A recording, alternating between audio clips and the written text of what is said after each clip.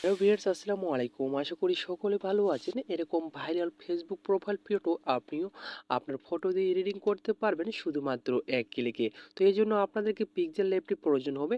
তো কীভাবে আপনারা এডিটিং করবেন, চলুন কথা না বাড়িয়ে ভিডিওটি শুরু করা যাক।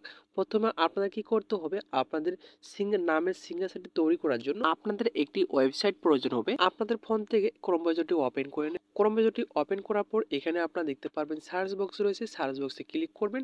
সার্চ বক্সে ক্লিক করার পর আপনারা এই লেখাটি লিখে সার্চ করবেন, ঠিক আছে। এই লেখাটি লিখে দিয়ে সার্চ করার সাথে সাথে একটি ওয়েবসাইট চলে আসবে। এই ওয়েবসাইটের ওপরে জাস্ট একবার আপনাদেরকে ক্লিক করে দিতে হবে। ক্লিক করে দেওয়ার পর ঠিক এরকম একটা ইন্টারফেস আপনাদের সামনে শো করবে। তো এখানে আপনারা দেখতে পারবেন নিচে যে প্লাস আইকন রয়েছে, এই প্লাস আইকনে জাস্ট একবার আপনাদেরকে ক্লিক করে দিতে হবে। ক্লিক করার পরে এখানে কিছু টেক্সট প্রয়োজন হবে। সেই টেক্সটটি আপনারা পেয়ে যাবেন ডিসক্রিপশন বক্সে, সেখান থেকে আপনারা সংগ্রহ করে নেবেন। নেওয়ার পরে এখানে আপনারা পেস্ট করে দেবেন। পেস্ট করার পর এখানে আপনারা দেখতে পাচ্ছেন নামটি রয়েছে, এই নামটি আপনারা কেটে দিয়ে আপনার নামটি বসিয়ে দেবেন। দেওয়ার পরে উপরে দেখতে পাচ্ছেন যে জেনারেট অপশন, এই জেনারেট অপশনে আপনি ক্লিক করে দেবেন। ক্লিক করে দেওয়ার সাথে সাথে কিন্তু আপনার নামের সিগনেচারটি কিন্তু এখানে তৈরি হয়ে যাবেন। ডাউনলোড করার জন্য ফটোটি রয়েছে, চেপে ধরবেন। চেপে ধরার পরে এখানে দেখতে পারবেন ডাউনলোড ইমেজ রয়েছে, এই ডাউনলোড ইমেজে ক্লিক করে আপনি ডাউনলোড করে গ্যালারিতে নিতে পারবেন।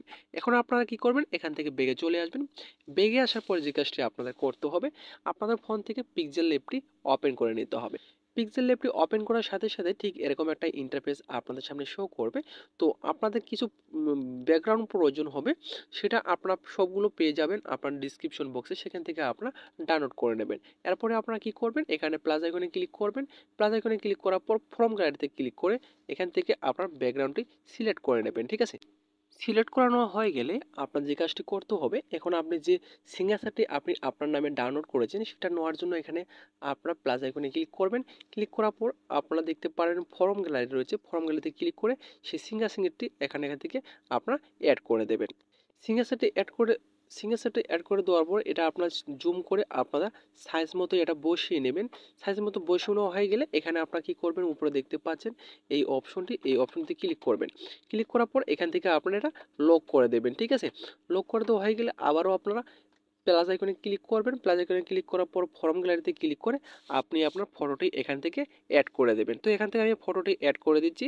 তো ফটোটি এখান থেকে আপনারা ক্রপ করে নেবেন। ক্রপ করে নিলে কিন্তু আপনার এটা ভালো দেখাবে। তো এখানে আপনারা প্লাস আইকনে ক্লিক করবেন। প্লাস আইকনে ক্লিক করার পরে এখান থেকে আপনারা এটা সাইজ মতো এটা বসিয়ে নেবেন, ঠিক আছে। সাইজের মতন বসানো হয়ে গেলে নিচে আপনারা দেখতে পারবেন অনেকগুলো টুলস রয়েছে।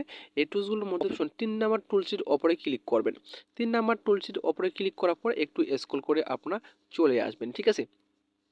স্ক্রল করে আসার পর এখানে আপনারা দেখতে পাচ্ছেন যে কালার ফিল্টার নামের একটি অপশন রয়েছে। এই কালার ফিল্টারের ওপরে ক্লিক করে দেবেন। ক্লিক করার পর নিচে যে 2 নম্বর অপশনটি রয়েছে এটা আপনারা মাইনাস করে দেবেন, তাহলে কিন্তু এটা সাদা কালো হয়ে যাবে। তারপর আপনারা টিক মার্কে ক্লিক করবেন।